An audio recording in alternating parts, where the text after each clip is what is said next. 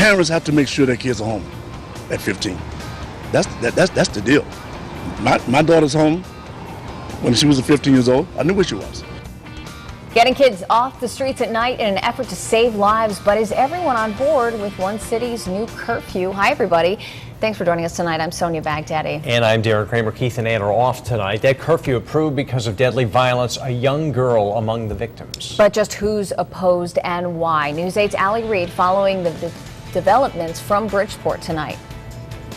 Since the start of the year, 14 memorials have popped up across the city, symbolizing the 14 lives lost to gun violence. Too many have been teenagers like 15-year-old Kijane Robinson, who was laid to rest today. It's really difficult and it's tough, and you can feel the grief here. Last night, city council members voted 16-1 in favor of a curfew.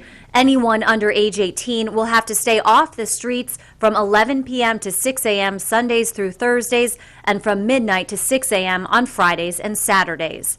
A curfew violation could lead to a fine or a call to DCF. City leaders who voted for the curfew hope it will mean fewer memorials.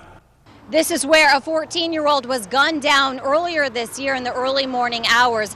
Everyone can agree that this violence needs to stop, but the question remains, can Bridgeport police actually enforce this curfew? We couldn't get the police chief on camera today, but the mayor says yes. Our police officers need all the tools they can to keep our kids safe. This is not a dragnet, this is a safety net. This is to interject themselves into the children's lives to make sure they get home safely, and if they have problems, get them to the right care. The ACLU says, quote, the curfew looks like the easy way out politically, but it's a mistake. The one city council member who voted against the curfew agrees. The ACLU calls this a huge mistake and says that it criminalizes innocent behavior and fails to address the real problem of violent crime. I totally agree with them. And first of all, if the police department comes out and starts cracking down on kids, it's going to be in the black community. It's not going to be up Madison Avenue or out in Black Rock. It's going to be on East Side and East End. So you're concerned about racial profiling? Yes, I am. The curfew could go into effect as early as next week.